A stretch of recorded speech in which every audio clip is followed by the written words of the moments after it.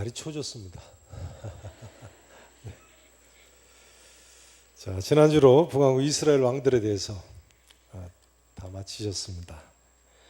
이제 작년 12월 마지막 주일에 사도 바울의 제1차 전도여행까지 했는데요. 그 뒤를 이어서 이제 하시도록 하겠습니다. 바울의 제1차 전도여행이 끝난 직후에 안디옥 교회, 바울이 출석하던 교회죠. 그 교회에 예수 믿는 사람도 모세의 율법을 지켜야 된다. 또 할례를 받아야 한다. 그래야지만 구원을 받는다고 주장하는 사람들이 생겼습니다. 이방 지역에 세워진 첫 대규모 교회였던 안디옥 교회에 이 문제를 해결하기 위해서 바울과 바나바를 대표로 해서 몇 사람을 예루살렘 교회로 파송을 했습니다. 이렇게 해서 교회 역사상 첫 공의회인 예루살렘 공의회가 열렸습니다. AD 주후 50년경에 있었던 일입니다. 예루살렘 공의회가 주후 몇 년경에 있었다고요? 50년경이에요. 자, 7절부터 말씀을 보시죠. 사도행전 7장 말씀이 바로 예루살렘 공의회의 모습인데요. 7절을 보세요. 많은 변론이 있은 후에, 많은 뭐가 있었다고요? 네, 공회에서 많은 변론이 있었어요. 찬반이죠. 그 다음 보시면 누가 일어나서 말했다고요? 사도 베드로가 일어나 말하되, 형제들아 너희도 알거니와 하나님이 이방인들로 내 입에서 복음의 말씀을 들어 믿게 하시려고, 무슨 말씀을 들어 믿게 하시려고요? 복음의 말씀을 들어서 믿게, 그 복음을 믿게 하시려고 말이죠. 오래전부터 너희 가운데서 나를 택하시고 또 마음을 아시는 하나님이 우리에게와 같이 그들에게도, 이방인들에게도요, 성령을 주어 증언하시고, 그 다음 단어가 뭡니까? 믿음으로 그들의 마음을 깨끗이 하사 그들이나 우리나 뭐 하지 않으셨다고요? 차별하지 아니하셨느니라. 그런데 지금 너희가 어찌하여 하나님을 시험하여 우리 조상과 우리도 능히 매지 못하던 뭘 제자들의 목에 두려 한다고요? 멍에를 제자들의 목에 두려느냐? 율법의 멍에, 할례의 멍에를 왜 이방인 제자들의 목에 두려고 하느냐 하는 이야기예요. 보세요. 그러나 우리는 그들이, 이방인들이요, 우리와 동일하게 무엇으로 구원받는 줄을 믿느라고요? 무엇으로요? 따라서 하시죠. 주 예수의 은혜로, 주 예수의 은혜로 구원받는 줄을 믿노라. 자, 지금 이 말 누가 한 거죠? 사도 베드로가 한 말입니다. 무엇으로 구원받는다고요? 그 앞에 9절 말씀과 11절 말씀을 합치면 믿음으로만, 예수님을 믿기만 하면, 복음을 믿기만 하면 하나님의 은혜로 구원받는다는 거예요. 그런데요, 예수님 믿기만 하면, 복음을 믿기만 하면 믿음으로 구원받는다는 이야기는 사도 바울이 주로 하는 이야기 아닙니까? 그러고 보니까 바울만이 아니라 베드로도, 유대인이건 이방인이건 그가 누구이건 간에 예수님을 믿기만 하면 은혜로 하나님께서 구원시켜 주신다고 가르치고 있군요. 그러니까 하나님의 은혜로 구원받는다는 것이 모든 인류가 다 구원받는다는 것을 의미하지는 않습니다. 어떻게 해야 하나님의 은혜로 구원받는다고요? 예수님 믿어야, 복음을 믿어야죠. 아무튼 예수님을 믿기만 하면 하나님의 은혜로 구원받는 것, 이것이 복음이죠. 기쁜 소식입니다. 아무 공로 없어도 믿음으로만 구원을 받는다. 복음입니다. 그런데요, 사람들은 이 예수님을 믿기만 하면 이처럼 은혜로 구원받는 사실을 이해하기가 어렵고, 뭐 그렇게 이해하기가 어려워서 그렇겠죠. 끊임없이 복음을 변질시키려고 합니다. 전에 이슬람 선교 전문가인 한 선교사님이 그런 이야기를 한 것을 기억합니다. 이슬람교 교리는 인간이 만든 교리이기 때문에 이해하기가 쉽다는 거예요. 그러나 기독교 교리는 하나님의 계시이기 때문에 이해하기가 쉽지 않다는 거예요. 공감을 했던 기억이 있습니다. 그렇죠. 이슬람교 교리는 삼위일체의 하나님을 믿지 않죠. 또한 선행과 구제를 해야만 천국에 갈 수 있다고 가르칩니다. 사람이 만든 결이기 때문에 그렇습니다. 그러나 하나님의 아들 예수 그리스도를 믿음으로 믿기만 하면 구원받는다 하는 이 복음은 하나님의 신비인데요, 하나님의 지혜인데 이해하는 것이 쉽겠습니까? 이 복음은 사도 베드로가 베드로전서 1장 12절에서 이야기한 대로 하나님의 계시입니다. 그리고 심지어 천사들도 살펴보기를 원하는 것이라고 했어요. 누구도 살펴보기를 원한다고요? 천사들도 살펴보기를. 이야, 하나님께서 이런 희한한 방법으로 인류를 구원하시는구나. 그러니 인간의 지혜로 이해하는 것이 쉽겠습니까? 고 박윤선 박사님, 한국교회를 대표하는 성경학자이시죠. 박윤선 박사님은 성경 66권의 주석을 쓰신 세계적인 주경학자입니다. 성경 창세기부터 요한계시록까지 전체를 66권을 다 주석을 쓰신 분이 역사상 별로 많지 않습니다. 그런데 그토록 대단한 박윤선 박사님도요, 1950년대 초에 미국 유학을 가는데, 미국 유학 가느라고 배를 한 달 동안 타고 갈 때에 처음으로 복음이 무엇인가를 깨달았다고 쓰고 있어요. 복음, 예수님을 믿음으로만 하나님의 은혜로 구원받는다는 것이 무슨 말인지 배를 타고 태평양을 건너가다가 처음으로 깨달았다. 그러니 신학생 중에도 복음이 뭔지를 제대로 깨닫지 못하는 사람들이 있군요. 박윤선 박사님은 미국 유학 가는 동안 요한계시록을 1000번이나 읽으셨다고 유명하죠. 요한계시록을 몇 번이나 읽으셨다고요? 6.25 전쟁 직후니까요. 요한계시록을 한국교회 성도들이 많이 읽지 않았습니까? 한 달 동안 배 타고 가면서 사실상 요한계시록을 암송을 하신 거죠. 1000번 이상. 그 정도 돼야 복음을 깨닫는가요? 그러니까요, 다음 주부터 개강하는 전도 폭발 훈련에 여러분 꼭 참여하세요. 아무 소리 마시고. 전도 폭발 훈련이 전도 훈련입니다만 복음이 무엇인지를 확실하게 참여한 사람들한테 가르쳐 준다니까요. 믿음으로만 구원받는다는 것이 무슨 말인지 확실하게 알 수가 있습니다. 인간들은요, 끊임없이 하나님의 은혜를 떠나서 자기 공로를 내세우려고 하고 뭔가 행위로 구원받으려고 하고 공을 들이고 선을 많이 쌓아야지만 구원받을 것처럼 착각을 합니다. 그러나 구원은 하나님께 거저 얻는 것입니다. 공짜로 얻는 것입니다. 그러니까 하나님의 은혜라는 거예요.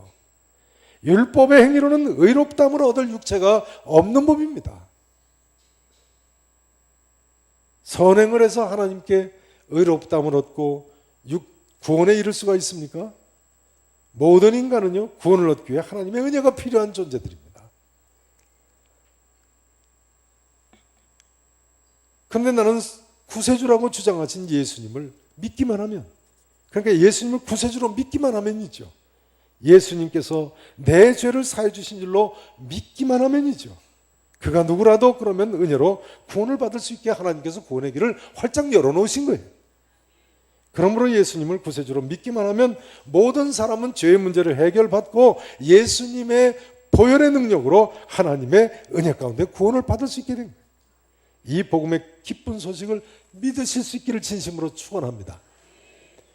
가수 윤형주 장로님의 간증을 들어보신 적이 있으신가요?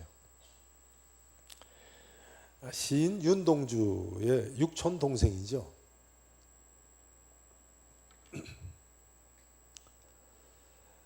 하늘을 우러 한 점 부끄러움 없기를 노래했던 시인 윤동주의 육촌 동생이신데, 윤동주가 일본 감옥에서 옥사하기 2주 전에 마지막으로 면회한 사람이 윤형주 장로님 아버지셨다고 합니다. 조카 윤동주를 애당초 일본으로 유학 보낸 사람도 윤형주 장로님 부친이셨다고 그래요. 이 사람 마지막 만나고 직후에 이제 신 윤동주가 옥사를 하니까 그 조카의 유고를 가지고 현해탄을 건너서 북간도로 간 사람도 윤형주 장로님 부친이시라고 합니다. 얼마 전에 우리 고등 1학년 학생들이 그곳에 갔다 오지 않았습니까? 만주백두산 비전여행에 다녀왔죠. 그런데요, 이 윤형주 장로님 부친이 국문학자였답니다. 그러다 보니까 국문학자에다가 윤동주 시인하고 그런 관계이다 보니까 윤형주 장로님 부친하고 시인인 미당 서정주 선생이 아주 가깝게 지내셨다고 합니다. 또 그러다 보니까 가수 윤형주 장로님도 미당 선생 자녀들하고 어려서부터 가깝게 지냈다는 거예요. 그런데 어느 날 미국에 사는 미당 서정주 선생님 아드님한테 전화가 왔는데 뭐라고 하느냐 하면요, 우리 아버지가, 그러니까 서정주 선생이죠, 미국에 사는 우리 집을 방문을 했다가 아들이 성경 공부를 하는 모습을 보고는 서정주 선생도 밤낮으로 성경을 읽게 되었답니다. 그러더니 어느 날 서정주 선생이 아들한테 울면서 뭐라고 외치느냐 하면요, 이놈아, 죄의 문제가 해결됐다. 그렇게 울부짖으면서 외치시더라고요. 이놈아, 죄의 문제가 해결됐다. 서정주 선생 아시죠? 국화옆에서 얼마나 아름다운 시를 쓰신 분입니까? 한 송이 국화꽃을 피우기 위해 봄부터 소쩍새는 그렇게 울었나 보다. 한 송이 국화꽃을 피우기 위해 천둥은 먹구름 속에서 또 그렇게 울었나 보다. 그립고 아쉬움에 가슴 조이던 먼 젊음의 뒤안길에서 인제는 돌아봐 거울 앞에 선 내 누님같이 생긴 꽃이요. 국화꽃을 누님같이 생겼다고 하네요. 이제 가을이 되었으니까 국화꽃이 필 텐데요, 이 국화꽃이 봄에 소쩍새가 밤마다 그렇게 서쪽 목에 피가 나도록 울 때부터 이미 필 준비를 하고 있었다는 거예요. 여름에 먹구름 속에서 천둥이 칠 때부터 이미 피고 있었다는 거예요. 참 아름다운 시죠. 이렇게 아름다운 시를 쓰던 서정주 선생도 그 마음속에 해결하지 못한 한 가지 중요한 큰 인생의 숙제가 있었는데 그것이 죄의 문제였던 거예요. 죄의 문제. 서정주 선생은 동국대학교 국문과 교수이셨죠. 대표적인 불교 시인 아닙니까? 제가 대학 다닐 때 동국대학교 국문과에 다니는 고등학교 때 가까운 친구를 만나러 갔었는데요, 그 친구가 마침 다음 시간이 서정주 선생 강의 시간이니까 같이 듣자고 그래가지고 서정주 선생 강의를 1시간 들은 적이 있습니다. 괜찮은 친구죠? 강의 시간이 대학원 강의라서 저까지 해서 뭐 한 너댓 명 이렇게 둘러 앉아가지고 토론식으로 강의를 하시는데요, 강의를 듣는데 그때 서정주 선생이 뭐라고 하시느냐면요, 당신이 그 얼마 전에 합천 해인사를 가셨답니다. 어딜 가셨다고요? 해인사에 가셨다는 거예요. 근데 해인사에 가니까 한 고승이 해인사 위에 있는 암자에서 돌을 닦는데 그 고승을 만나려면 3,000배를 하지 않으면 안 만나준다고 하더랍니다. 그분이 누구시죠? 성철종종 아닙니까? 나중에 보니까 그분이 성철종종이세요. 당신은 성철종종이 제가 누군지 모를 때입니다만. 그런데 서정주 선생이 해인사를 가가지고 내가 그 스님을 꼭 좀 뵙고 싶다고 하니까 3,000배를 다 하지 않았는데도 올라오라고 전갈이 왔더랍니다. 그래서 서정주 선생이 암자에 올라가서 성철종종을 만났는데요, 서정주 선생한테 몇 가지를 물어보더니 마지막으로 나한테 물어볼 말이 있으면 꼭 한마디만 하라고 그러시더라는 거예요. 미당 서정주 선생이 무슨 질문을 했을까요? 나한테 물어볼 말이 있으면 마지막으로 꼭 한마디만 물어보시오. 서정주 선생님 뭘 물어봤을까요? 나 같으면 뭘 물어봤을까요? 뭐 제가 직접 들은 이야기라니까요. 이렇게 물어보셨다고 그래요. 스님께서 이처럼 돌을 많이 닦으셨는데 스님, 아직도 여자를 보면 음욕이 동합니까? 그랬더니 성철 스님이 뭐라고 했을까요? 뭐라고 대답했을까요? 이건 맨입으로는 안 되는데요. 큰 소리로 웃으시면서 아직도 그렇다고.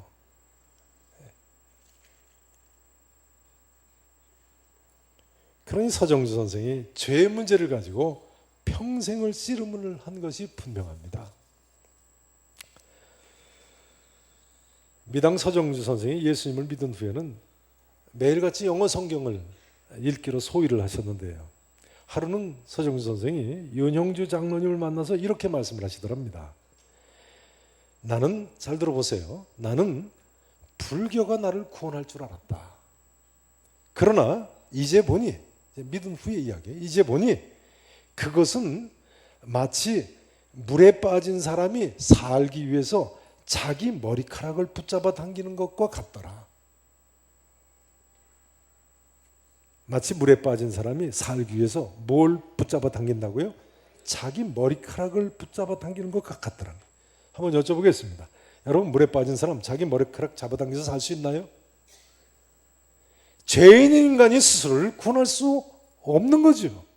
모든 인간은요, 구원에 이르기 위해서는 하나님의 은혜가 필요한 법입니다. 서정주 선생이 윤형주 장로님한테 이렇게 말씀을 하시더랍니다.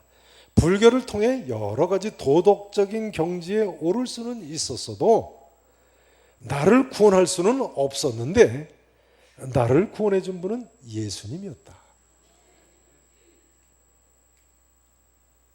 하나님께서는 이 땅에 우리를 구원하시기 위해서 예수 그리스도를 보내신 것입니다. 이제 이 예수 그리스도를 믿기만 하면 누구든지 죄사함 받고 하나님께 의롭다 하심을 받고 구원을 얻고 저 천국에 이를 수가 있는 것입니다. 믿으실 수 있기를 축원합니다.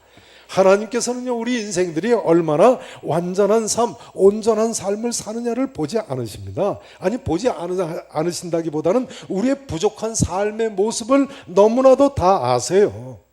그러므로 하나님께서는 우리가 과연 자신이 죄인임을 인정하고 하나님 앞에 두 손 들고 나오느냐, 하나님이 예비하신 이 구원의 길로 예수 믿고 나오느냐를 보시는 거예요. 따라서 하실까요? 주 예수님의 은혜로, 주 예수님의 은혜로 구원받는 줄을 믿노라. 믿으십니까? 제가 이렇게 믿음으로만 구원받는다고 말씀을 드리니까요, 지난주에 남성구역장 성경 공부 시간에 한 분이 이렇게 반문하신 분이 계셨습니다. 그러면 야고보서 2장에 사람이 행함으로 의롭다 하심을 받고 믿음으로만은 아니니라 하는 말씀은 어떻게 설명해야 합니까? 하고 질문하시더라고요. 사람이 무엇으로 의롭다 하심을 받는다고요? 행함으로 의롭다 하심을 받고 믿음으로만은 아니니라. 분명히 그렇게 나와 있어요. 그럼 왜 믿음으로만 의롭다 하심을 받고 구원받는다고 하는 거예요? 자, 그 구절 한번 보시죠. 야고보서 2장 24절을 보시죠. 주보 사면에 보시면 페이지 수가 나와 있습니다. 신약성경 372페이지입니다. 다 찾으시고 보시죠. 야고보서 2장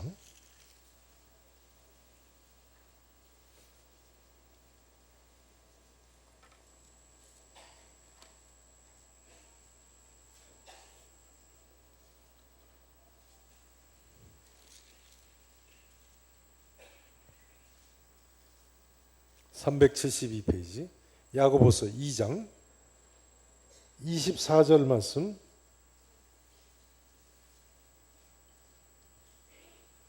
다 찾으시고 읽으십니다. 372페이지 야고보서 2장 24절. 자, 한 목소리로 읽으십니다. 이러보건대 사람이 행함으로 의롭다 하심을 받고 믿음으로만은 아니니라. 사람이 무엇으로 의롭다 하심을 받아요? 행함으로 의롭다 하심을 받아요. 무엇으로만은 아니라고요? 믿음으로만은 아니니라. 그럼 예수님 동생 야고보가 이 말을 했는데요. 이 말을 왜 했는가요? 근데 지금 이 말씀 앞에 보면 이러보건대 이렇게 나와 있어요. 무슨 이야기입니까? 그 앞에 어떤 예를 들면서 결론적으로 한 말씀인 거예요. 그럼 야고보가 어떤 예를 들었습니까? 그 앞에 20절부터 보세요. 20절 보세요. 아, 허탄한 사람아, 20절 보세요. 행함이 없는 믿음이 어떻다고요? 헛것인 줄을 알고자 하느냐 하면서 예를 들었습니다. 행함이 없는 믿음이 헛것이다. 보세요. 우리 조상 누가요?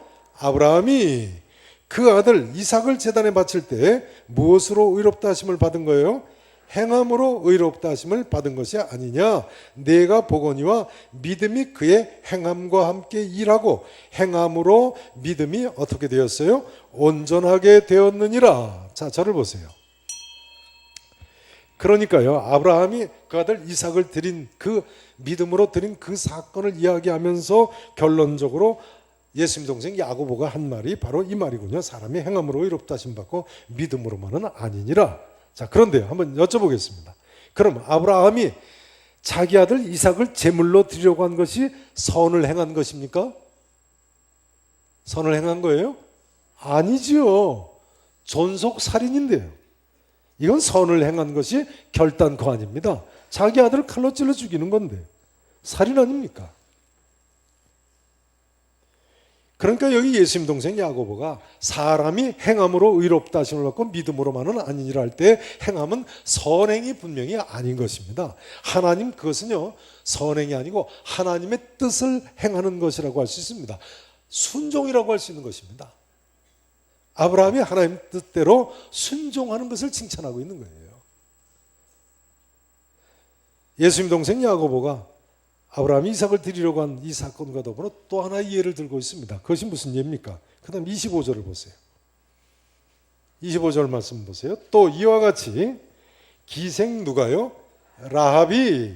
자, 25절 보세요. 기생 라합이 사자들을 접대하, 이스라엘의 정탐꾼들을 접대했죠. 다른 길로 나가게 할 때 행함으로 의롭다 하심을 받은 것이 아니냐. 자, 그런데요, 기생 라합은 말이 기생이지 창기였죠. 여리고성의 창녀였어요. 그러면 창녀 라합이 이스라엘 정탐꾼 순교줌으로 하나님께 의롭다 하심 받고 구원받았는데 이것이 선행으로 구원받은 것입니까? 아니죠. 창녀라니까요. 라합은 하나님 뜻에 순종함으로 구원을 받은 것입니다. 결코 도덕적인 선을 행함으로 구원받은 것이 아닌 것입니다. 자, 틀림없어요. 히브리서 11장 말씀을 한번 보시죠. 히브리서 11장 말씀.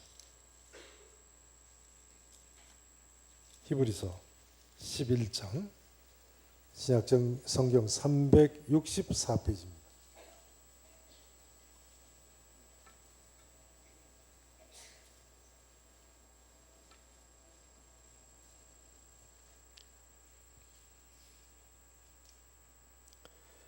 팔절 말씀을 보시죠.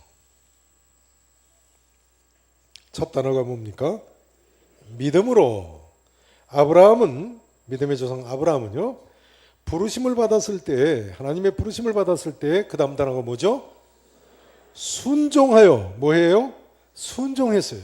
장래 유업으로 받을 땅에 나아갈새 갈 바를 알지 못하고 순종해서 나갔다는 거예요. 그러니까 히브리서 11장이 믿음장입니다만 믿음에 대해서 이야기할 때 무엇도 동시에 포함해서 이야기하고 있어요? 순종까지 포함해서 이야기하고 있는 거예요. 순종해서 나아갔다. 순종해서 나아가던, 믿음으로 나아가던 아브라함이 또한 믿음으로 순종해서 자기 아들 이삭도 하나님 앞에 제물로 드린 거예요. 자, 그 다음 히브리서 11장 31절을 보시죠. 31절 말씀을 보세요. 첫 단어가 뭡니까? 믿음으로. 기생, 누구는요? 라합은 정탐꾼을 평안히 영접하였으므로 뭐하지 아니하는 자와 함께 멸망하지 않았어요? 순종하지 아니하는 자와 함께 멸망하지 않았어요. 그러니까 기생 라합은 뭐한 여인이에요? 순종한 여인이에요. 믿음으로 순종한 여인이에요. 그러니까 사람이 행함으로 의롭다 하심을 받고 믿음으로만은 아니니라 하신 그 말씀은 사람이 선행으로 뭔가 착하게 살아야 구원받는 그런 말씀이 전혀 아닌 것입니다. 예수님 동생 야고보가요, 사람이 행함으로 의롭다 하심을 받고 믿음으로만은 아니라는 것은 예수님 믿는다고 하면서도 하나님 뜻대로 순종해서 살지 않는 사람들이 너무나 많기 때문에 말로만 믿는 사람들에게 하는 이야기인 거예요. 자, 이제 오늘 본문 12절 이하를 보시죠. 12절 이하를 보세요. 사도행전 15장 12절 이하를 보십시오.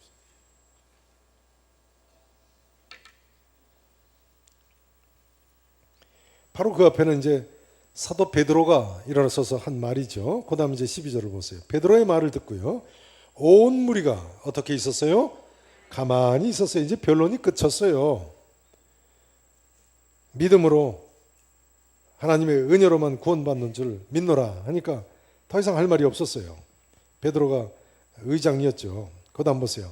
가만히 있어 바나바와 바울이 하나님께서 자기들로 말미암아 이방인 중에 행하신 표적과 기사에 관하여 말하는 것을 듣더니, 바나바와 바울의 간증의 말이 이제 마친 거죠. 마침에 그 다음엔 누가 발언을 합니까? 야고보가. 이 야고보가 누구예요? 바로 예수님 동생 야고보서의 저자인 야고보죠. 사람이 행함으로 의롭다 하심을 받고 믿음으로만은 아니니라 쓴 그 야고보가 대답하여 이르되, 자 뭐라고 합니까? 형제들아 내 말을 들으라. 하나님이 처음으로 이방인 중에서 자기 이름을 위할 백성을 취하시려고 이방인들을 구원하시려고 말이죠. 그들을 돌보신 것을 누가 말하였다고요? 누가 말했어요? 시므온. 이 시므온이 누군가요? 베드로예요. 시몬 베드로. 베드로의 헬라식 이름이 시므온입니다. 시몬. 시몬이 말하였으니 선지자들의 말씀이 이와 일치하도다. 구약 성경에도 이처럼 믿음으로만 구원받는다는 것이 예언되었다는 거예요. 베드로가 한 말대로. 예수님 동생 야고보가 베드로의 말에 전적으로 동의를 표하는 거예요. 보세요. 기록된 바 하면서 구약 성경 아모스서 9장 말씀을 인용하지 않습니까? 이후에 내가 돌아와서 다윗의 무너진 장막을 다시 지으며 또 그 허물어진 것을 다시 지어 일으키리니 이는 그 남은 사람들과 유대인들과 또 뭐 1차적으로는 바벨론 포로에서 돌아온 사람들을 가리키죠. 이런 남은 사람들과 내 이름으로 일컬음을 받는 모든 누구들로요? 이방인들로 주를 찾게 하려 함이라 하셨으니, 하나님께서 이방인들도 우리와 동일하게 차별하지 않고 구원하실 것이 구약 성경에 예언되어 있다고 예수님 동생 야고보가 지금 베드로의 말에 동조를 표하는 거예요. 자, 이제 저를 보시겠습니다. 예수님 동생 야고보도요, 이처럼 사도 베드로처럼 바울처럼 바나바처럼 말이죠, 모든 사람이 율법을 지켜서나 또는 선행을 행하는 것이 아닌 믿음으로 하나님의 은혜로 구원받는 것을 분명히 이야기하고 있지 않습니까? 성경은요, 믿음으로 산다는 것은 동전의 양면과 같이 순종을 이처럼 포함하는 것으로 보고 있습니다. 야고보가 그래서 하는 이야기인 것입니다. 사람이 행함으로 의롭다 하심을 받고 믿음으로만은 아니니라. 사도 바울도요, 로마에서 오직 의는 믿음으로 말미암아 살리라 할 때 이 하나님 뜻대로 순종하는 것은 이미 포함해서 이야기하고 있어요. 자, 로마서 1장을 한번 보실까요? 로마서 1장 주보 2면에 보시면 신약성경 239페이지입니다. 239페이지.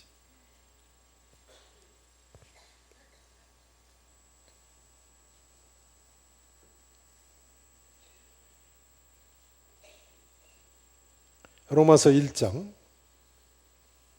다 찾으시고 보시죠. 239페이지입니다. 보세요. 첫 두 단어가 뭡니까? 그로 말미암아. 로마서 1장 5절입니다. 5절 첫 두 단어가 뭐예요?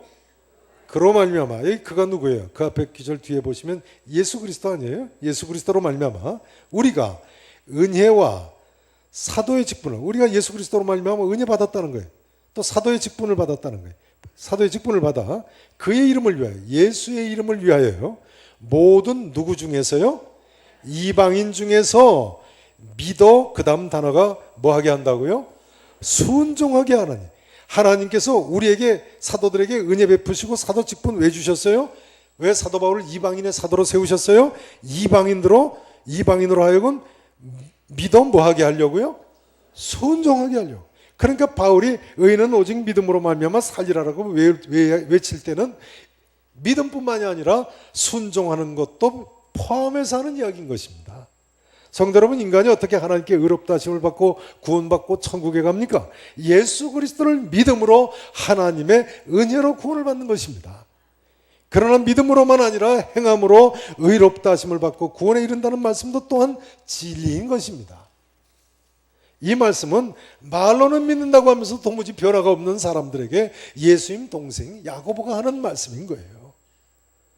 사람이 행함으로 의롭다 하심을 받고 믿음으로만은 아니니라. 이제는 하나님 뜻대로 살고 이제는 하나님 말씀에 순종하며 살아야 되지 않겠느냐. 이 말씀이 절대로 예수 믿으니 선행을 해서 구원받으라는 말이 아닌 것입니다. 오히려 성경은 율법의 행위로는 하나님 앞에 의롭다 하심을 얻을 육체가 없다고 했는데요. 초대교회가, 예루살렘 교회가 이렇게 명명백백하게 하나님의 은혜에 의하여 예수 그리스도를 믿음으로 말미암아 구원 얻는다는 사실을 가르치고 있는데요. 그럼에도 불구하고 이 은혜와 인간의 공로 문제는 오늘날까지 혼란이 계속되고 있어요. 불교도들이나 이슬람교도들은 물론이고요. 구교도들이나 오늘날 안식교도들, 안상홍의 하나님 또는 하나님의 교회, 구원파 사람들, 신천지 같은 이단에 이르기까지 얼마나 많은 사람들이 예수 그리스도를 믿음으로만 우리가 하나님의 은혜로 구원을 받게 된다는 이 진리에 도전을 하고 있는지 모르겠어요. 너무나 많은 사람들이 이 오묘한 진리를 깨닫지 못하고 좌로나 우로나 치우치고 있습니다. 좌로 치우친 사람들, 구원받기 위해서는 선행을 해야 한다고 잘못 주장하죠.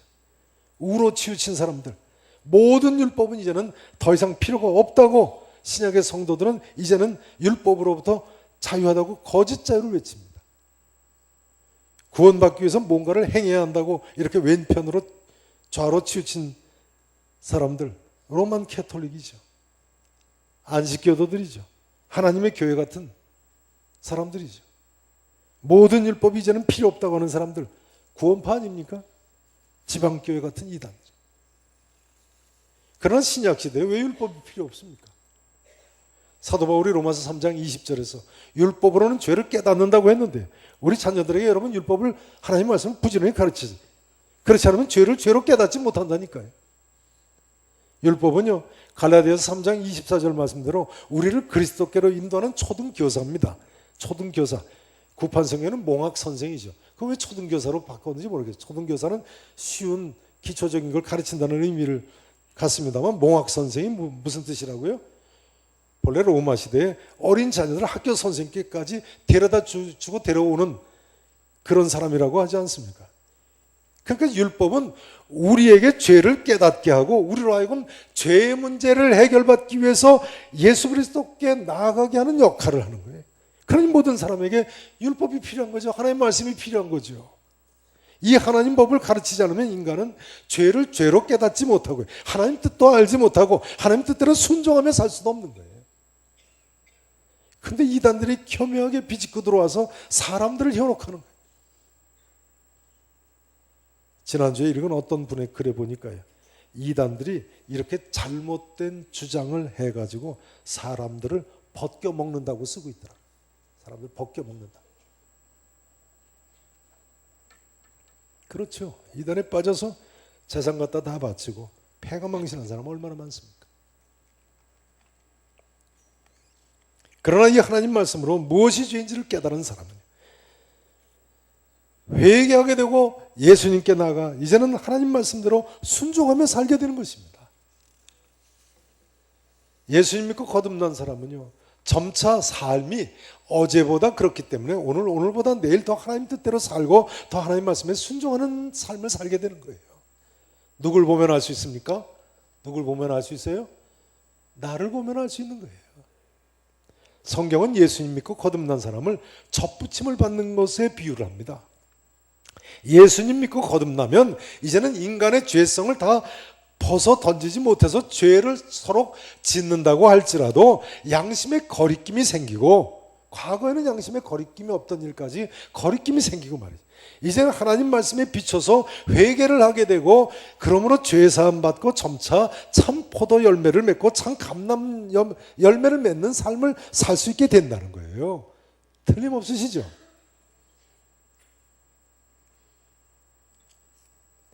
이제 오늘은 말씀 증거를 마쳐야 되겠습니다. 종교개혁자 멜랑히톤은 이렇게 외쳤습니다. 잘 들어보세요. 멜랑히톤의 말입니다.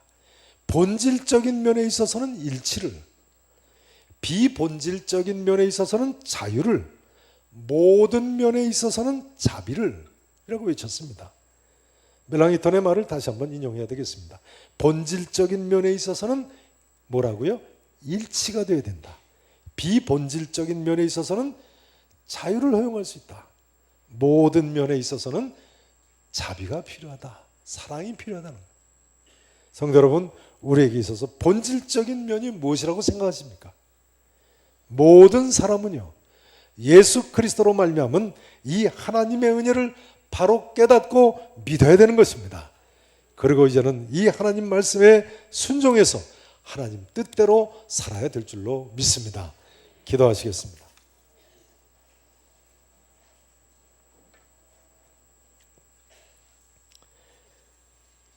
은혜와 긍휼이 풍성하신 우리 아버지 하나님, 아무리 생각해도 허탄한 것만 쫓다가 한 줌 흙으로 허무하게 돌아갈 수밖에 없던 우리 인생들에게 하나님 이처럼 구원의 소망을 주심을 감사합니다. 우리 아버지 하나님, 우리의 죄 문제를 해결해 주심을 감사합니다. 사랑하는 성도들, 이제 무엇이 옳고 무엇이 그른가를 주의 말씀을 통해서 깨닫고 회개하며 주님 앞에 나와싸우니 하나님께서 날마다 이 사죄의 은총이 넘치게 하시고 하나님의 사해 주심에 감격하게 하시고 기쁨으로 감사함으로 하나님께서 나를 얼마나 크신 은혜를 베풀어 주셨는가를 간증하며 살게 해 주옵소서. 우리와 우리의 자녀들에게 하나님의 이 놀라우신 사랑과 은혜를 나누게 하시고 만나는 모든 사람들에게 이 구원의 길을 전하며 살 수 있는 우리 모두가 되게 해 주시옵소서. 감사하고 살아계신 예수 그리스도의 이름으로 간절히 기도합나이다. 아멘.